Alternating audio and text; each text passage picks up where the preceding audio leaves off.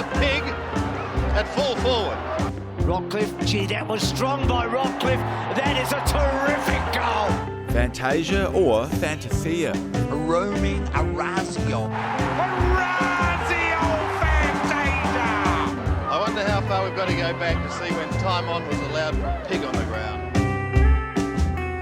Welcome to Rock the Razbah, episode 11. Oh, what a week it's been for Port Adelaide Football Club. I'm joined by my co-host, Razio Fantasia. Rock, how are you, mate? I'm very well, thank you. What an episode we have in store for the fans out there today. We've got the one and only Connor Rozee.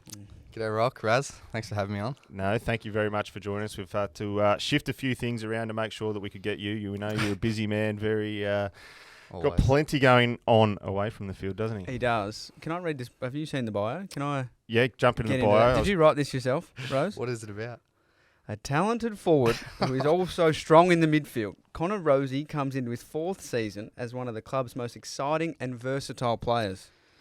He was one of the side's top goal scorers in the season and had no trouble finding the ball, showing he's dangerous around goals but is capable of impacting the midfield as well. His most memorable performance of the season was against Geelong, kicking 5 snags. I'm not sure who wrote that bio. Noughts, probably. It's up and about. I think it's on the club website. Just if you can, remember to talk very close to that microphone, Connor. We want to make sure we get all the audio today. You grew up locally in Port Augusta, country boy. Yeah, so was born and bred there. Dad lived there his whole life. Lived there till I was 13, and then family made the decision that we were all going to move down together. And I was playing cricket mostly at that stage, so it was mostly for that. And sister was almost finished her schooling, so a bit for university, but mostly cricket at that stage. Football wasn't actually on the cards, so. I've opened the batting recently with you at the local Grange Dolphins down there. I didn't get picked in the finals, but you were very disappointing. Made a duck. Yeah, it was a disappointing year, actually. Started off strong with a couple of 50s, and then I don't think I made a run for the rest of the season, so it's pretty disappointing, especially considering I've got a bit of history behind me, so next year, hopefully, not only step it up. Not only a talented cricketer, you're also a very good soccer player. How did you transition into footy? Yeah, so like I said, cricket was probably my main sport. I guess most boys that live in the country probably play a few different sports. I play golf and soccer as well, like you said. So loved just being able to play different sports growing up. And like I said, cricket was the main one, and then eventually probably grew out of love around the age of 15, 16 with cricket. Quite an individual sort of sport, so had a lot of mates that played football, and that's, I guess that's where most of the love comes from, is being able to play with your mates, a bit more camaraderie about it. I'm assuming you got bored standing out in the field all day as well. Terrible. 70 overs, 40 degrees. Let's go back to your childhood and growing up in Port Augusta. What was that like? Well, you got some favourite memories of growing up out there? Yeah, I wouldn't change it for the world. It's a lot different, obviously, than living in the city. We didn't even have the internet growing up. Mum and Dad refused to get the internet until I was 11 or 12. So probably forced me to get outside a bit more, and spent pretty much every day with my mates. And being in the country, obviously everyone lives pretty close, so you spend a bit of time with them. And I probably moved at the right stage where things were starting to get going, and high school and those sort of things. Got to the city, but wouldn't change living in the country for the world. We do it a lot tougher than the silver spooners like you, Raz, who grew up in the city and got 100%. Everything gifted to you. We grew up, did it tough in the country, on the farms, did all the hard work, went to school all day. He wouldn't get it. He just doesn't understand that, does he? Simply doesn't get it. Make me laugh, mate. Rose is the biggest silver spooner at the club. You are loved universally by the Port Adelaide family. They love you, whether it's a baby or an 80-year-old man. They all love you. How do you deal with that pressure? I guess from the fans, there's probably not a heap of pressure. Like week to week, I guess if we're not performing, then there becomes a little bit of pressure. But I think we've got some of the best fans probably in the country. They're very supportive, and they go through our ebbs and flows. But they've been huge for me since I got to the club. Like you said, really supportive. So I've been loving my time at Port Adelaide, and hopefully it stays like that. Rose, I want to talk about your footy, and I know you said you played lots of those other sports. When did you know footy was the go, and you were, a chance to? You're obviously a top draft pick 5, were you? Yeah, 5. Yep. Big Well dog. done, mate. Done your research. Well, yeah, we always do our research. When did you know that you were a sniff? Yeah, I was a bit of a late bloomer, I guess I could say. I played my juniors through North Adelaide, 13, 14, 15s, but probably wasn't a big standout until 15s and 16s. And that's probably where, the state team start coming. I actually broke my leg for the under-13 state team, which is the first state team that there is for football, and that's why I sort of went down the cricket path. And yeah, played cricket until I was 15, 16, and then finally the under-16 state team came through and was able to have a decent competition there, and that's probably when it became a little bit more realistic that, I could probably have a crack at football. I probably started to enjoy it a little bit more as well, so those couple of years just before the draft, and then clubs start talking to you, and then things get exciting. So yeah, probably didn't know until a little bit later on compared to some of the boys. We all know there's a lot of highs and lows in footy when you burst onto the scene, you three boys. It was the super draft for Port Adelaide. Everything was rosy. We started to... Oh, you see what I did there, Raz? Play on words. Well done. We were playing some pretty good footy, played in 2 prelims the last couple of years. You've gone through a little bit of injury, probably a little bit of form, battles and whatnot, but starting to play some super footy now. How do you manage the ups and downs of week-to-week footy, but year-to-year as well? Because you've probably experienced some really good highs, but some lows as well. Yeah, and I think that's the thing that I've learnt the most over the last year or so. My first year, like you said, was pretty awesome coming in and playing round one and playing every single game, and you're on top of the world, you're playing good, and everyone is right behind you. So that was awesome. And then second year, I had a few injuries. I hurt my foot. I had a few knee niggles, and then the COVID year hit, and everything was up and about. So I think this year, especially with starting the year with a few, I had COVID for the first week of the year, and then a few ankle issues. I've probably learnt that a lot more resilience than I had the last couple of years. AFL football's life, it goes up and down, and I probably hadn't experienced the downs as much as I had the ups. So I think the start of this year, especially the first 5 or 6 weeks where I probably wasn't playing great football, has made me actually a better footballer in the long run, because I know now how I can get out of those slumps and trying to find things away from football that keep me interested. So it's nice to obviously be in a bit of form now, but I think I'm probably a better footballer and person because of the downs that I've gone through over the last couple of years. Yeah, I want to touch on the things outside of footy, Rose. Everyone needs a good balance. As you said, it gets pretty tough sometimes. What are the things that you like to do away from footy? You studying or anything like that? Yeah, so I'm studying part-time business. Me and Todd Marshall are actually doing the course together, so it makes things a little bit easier having him to do most of my homework for me. And other than that, I live with Ollie Lord. So spend a fair bit of time with him. Dill Williams and Sam Hayes pretty much live at my house as well, so they're over most nights of the week. I've got a beautiful girlfriend, Maisie, which I spend a fair bit of time with. And we've just bought a new house, so that'll probably that'll take up most of the free time for the next couple of years. I think it needs a little bit of work. So you say that you live with Ollie Law, but I'm told you're never there. You're always at the girlfriend's mansion. Yeah, trying to get away from him. Yes, and talking about the new house, you were bidding on a new house, but it was a game day. You had to go into the team meeting room, and when you get to the AFL ground, you have to hand your phone in. Mm-hmm. So you're trying to bid on a house, and you had to hand your phone in because of the AFL protocols. Yeah, it actually happened a couple of times that the auction, for some reason, had landed right when we had something on, and this time was obviously the game. So it was probably half an hour before the game, and I had my manager's wife, who's a real estate agent in the past, so she knew what she was doing. I was pretty confident that I could let her do a thing, but obviously you want to know if you can, and I tried to check my phone a few times before the game, which I probably shouldn't have, but that one didn't get across the line, which is probably a good thing in the long run because I've ended up with a better one, but a bit of a weird situation. So do you say to her, just go to $3.5 million? Yeah, what was the budget? That's a good question.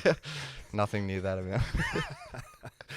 I want to talk about your recent form. I want to talk about the game on the weekend as well. So we'll touch on that. It was a good win against Sydney. You were scintillating. I think in the Triple M call, we gave you the best on ground. Bernie Vincent, I thought you were clearly best on ground in that game. You've been able to come into the midfield and play some really, really strong footy. Yeah, it's a completely different role to what I have played over the last 3 or 4 years. So it's been a little bit of an adjustment coming in there, and I've done the last couple pre-seasons as a midfielder, but probably haven't played that 70-80% actually as a midfielder. So it's been a lot different for me personally, just working out how to save my tank a little bit more and running patterns. And I've been working with Travis Boak and Ollie, who have been instrumental into how I've grown as a midfielder, especially the last couple of months. So there's been a big adjustment, but I think having those bigger bodies in there, they allow me to use my strengths a little bit more, and I think we've got a really good mix at the moment. So there's a lot of things that I still need to improve on to probably take that next step, but hopefully I can keep this decent form up. Yeah, sorry to cut you off, Yeah. Rock. I was going to say, when Butsy went down, all of you guys stood up, but I think especially you took it to the next level. Is that spoken about as mids? Do you sort of say, all right, we're down one, do we need to lift it up here or bring it to the next intensity? What do you talk about? Yeah, a little bit. I actually didn't know he was injured until half time, I think it was.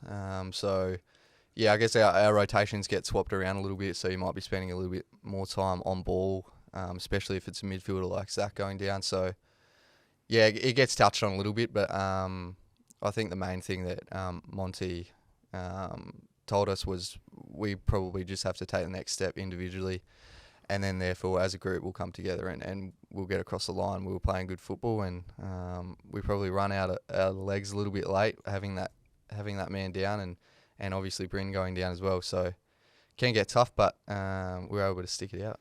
Yeah, we've seen Zach go down, who you used to have a bromance with. I heard that's all been broken up now, and Zach's dumped you like it's hot and moved on to Mitch Georgiadis. So they were seen cuddling each other in the rooms at half time. You weren't there. But that third quarter was scintillating being at the ground watching that.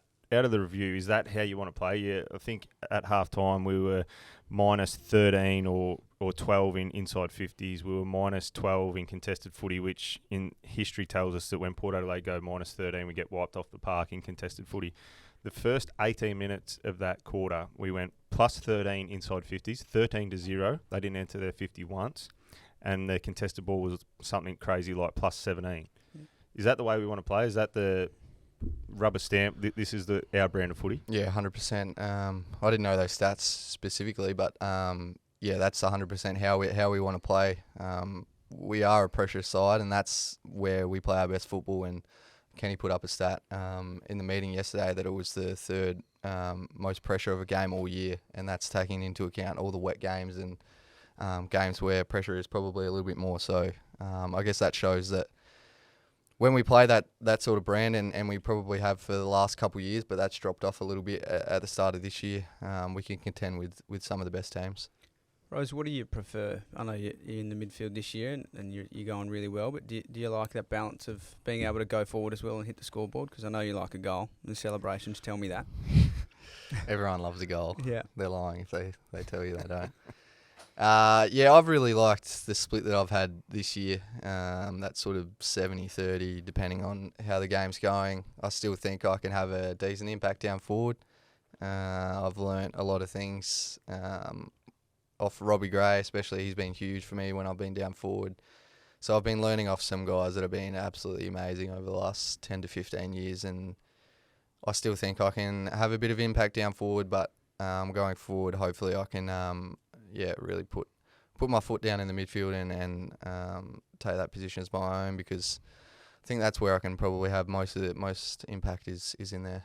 Obviously taught him nothing, Brock, so I'm pretty upset about that. Yes, Yeah, good well, on you're you, never mate. out there, so Yeah. I don't know what you can teach him. But how lucky are you, Connor? You've had two of the all-time greatest, one of the best forwards, Robbie Gray, of our eras, Travis Boak, to learn off and teach. But I need an update on Bryn Teakle and Zach Butters. What's been the outcome from those two injuries from the game? Yeah, so Bryn, broken collarbone. That'll be a few months. I'm not sure if they're going to get him back for the end of the season or not. And Zach is an MCL strain, so I think it's not as bad as they originally thought. So hopefully, no surgery, and he'll be back in a couple of weeks, if not before. So positive news for Zach, not so much for Bryn. Pretty disappointing for him, his first game, but he's a very positive guy, and I'm sure he'll take it on the chin. He'll be back. And then we're seeing the Magpies, unfortunately, go down to Norwood here at Alberton Oval as well. Bryn goes down. Who comes in this week? Good question. Does Hazy come back in, or do we go with Jeremy and Pep? I'm lucky I'm not picking it. I wouldn't want to be the selectors. You, Rob? Are you going to sit on the fence as well, or what? No, well, there is exciting ruckman we've got as well. I've seen Visentini out there. Oh, yeah. Oh, that bump. Oof. Wasn't that something? He got a week for that, you know. Yeah. Oh, I know, did he? that's He got a stiff, week. wasn't it? And then Didn't even downgraded think to a he got him fine. high. Wow, Can't do I'll anything pay these his days. fine. I'll pay his $250 fine or whatnot. That was fantastic. Just went bang, crunching. But moving forward, we've got the Gold Coast Suns at Adelaide Oval at 3:40 on Sunday, and of course Glenelg here at Alberton Oval again at 2:10 on Saturday. Let's talk about the Suns. Or let's get an update on you, Razio. Where's your injury at? I seen you training last Thursday. Must be close this week. I'm up and about, Rock. This could be the week that I'm actually going to play a game. Are you back? Come on. I'll get through some training. Yeah. That's the first thing I need to tick off. But I reckon I'll be able to play a game without, stopping 30 seconds in this time. Okay, there's an exclusive for the podcast. Glenelg at Alberton Oval, 2:10 Saturday. We'll see Orazio Fantasia play. Or maybe Sunday. Jeez, don't rule me out straight away. Well, you've been out Picked for him for the what? Maggie. Coming up 18 months since you last played. Yeah, so you can roll straight back in. That's okay. I've told you that. I went and had 57 in the sample when I should have come straight back in the seniors, but we've been over that. Gold Coast, they are playing some really good footy. You've got a couple of good mates there. What do we expect this weekend? Yeah, like you said, they've had a few good weeks, and they've beaten a couple of good sides this year. So He doesn't even know. what's that? You don't know how they're playing at the moment, do you? Yeah, I actually have watched a couple of the games. Like you said, I've got a couple mates that play for them, so keep an eye on them a little bit. But yeah, it's going to be another tough challenge. We have to win probably most of our games from here on out. So another tough challenge, and if we play like we did last week, then I think we'll have a fair chance. I'll let you know how they play. They're the number 2 tackle team over the last month. You expect me to know this? They're- do you? Yes. Well, I expected you to have the research ready. They're a long kick forward team, They are. so they kick and don't handball a lot, but they bring the pressure. So you've just got to make sure that you find your way through that. You might have to kick a little bit more, take some uncontested marks, but I'm sure with Do you want me your- to take this with- to the meeting for with Kenny? your wheels, no, I'm sure Ken and the coaching staff are all over it. I was just giving you a quick update on Thanks, a midweek, so you've got your preparation all ready to go. Yeah, I was just going to ask, Rose, who are your mates up there? You've been in there. Are they from South Australia? Yeah, so closest mate is Jack Akocious. We've been good mates actually through cricket. So we've known each other since we were 12 or 13, and also good good mates with Isaac Rankin, who's a South Australian boy from my Okay. draft as well. So yeah, might have to try and Mate, work your magic. put a word in. That's all I'm saying. We'll start to wrap this up, but we've got to get to the fan questions, which I Yeah. think you've got in front of you there, Orazio, as well. So who is more annoying out of Mitch Georgiadis or Zach Butters? That's from Ready Steady 89. Good question. They're probably top 2 at the club at the moment. So I can probably deal with Zach for just a little bit longer, maybe 5 minutes longer than Mitch. Is there a brain between them? Not even. Maybe half. Yeah, half. There's very little brain cells. Because Mitch is very smart, like book smart, one of the smartest, but he says Smart some dumb. of the dumbest stuff. And if you've ever watched him train or play games, he trips over his feet more than anyone I've ever seen. You love him, though, don't you? Like, you can't not good to love have the great around. man. All right, let me get into another fan question. We love these fan questions, by the way. This one, favourite pre-game snack from Tim_789. I don't actually like eating that much before games. Okay. I usually go in on an empty stomach. An empty so stomach? maybe a few sour worms, but yeah, nothing ridiculous. Okay, so hold on. A couple of Weet-Bix in the morning, but Yeah. other than that, if we're playing at lunchtime, I won't have anything So else. 110 game, you just had a couple of Weet-Bix and some lollies, and that's That's it, mate. Yep. Wow. You don't get a rig like that, eating too much What food. would you have? Too many calories. No, I wasn't a big eater on game day. I didn't Really? like to I don't eat, believe that. I felt like if I was a little bit lighter, I could cover the ground better, and you know that I couldn't cover the ground anyway. But what are you laughing at? He laughed as soon as you said a little What are bit you laughing lighter. at, Connor? I don't believe that. This is an interesting question because I want to know at AFL level the answer to this. because you are one of the coach's favourites. You're a coach's pet. There's no doubting that. One of the favourite. I don't think any coach has ever said a bad word about you. But what's the biggest spray you've ever received from Power Plus 89? Tough to think. Yeah, I don't know. He hasn't got one. Yeah, Oh, Kenny you would have got one. No real spray. I think Bass has maybe cracked into me a couple of times, but nothing crazy to be honest. Connor could do anything and still not get sprayed. It's okay. It's okay. Next time. Connor could do what Pete Laddams did on the weekend for Sydney and cop nothing for it. I Probably might get have copped applauded. something. Yeah. I've got another one here. What's your favourite football boot? It's an interesting question from BT's Moustache Bristles. That's an interesting username, but what's your favourite footy boot? You're a big Nike man. Yeah, I'm a Nike man. I wear the Phantom, so they're a little bit different to the normal boot. They've got the sort of sock sort of thing built in, a bit more of a soccer boot. I like the red ones with a bit of black on. Bit of speed. Make it look Well, fast. it's been a very good conversation. We've covered lots of things there, Connor. We really appreciate you coming on. You, as I said off the top, you're one of the fan favourites at Port Adelaide. Everyone adores you. The coaches love you. The players love you. You're one of the most loved in the change rooms, that's for sure, and in a Port Adelaide jumper. So hopefully onwards and upwards, and we can see you win a premiership and maybe even a Brownlow medal and goal kicking in Coleman. You can do it all. There's nothing you can't do. So thanks again for joining us. We'll let you get to the meeting that you've got to get to. Thanks, Tom. Thanks, Raz. Cheers, boys. This place is different. It has a soul, a heartbeat. It gets into your senses.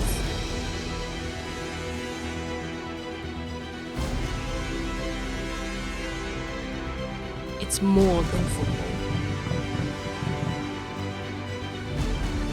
It's belonging.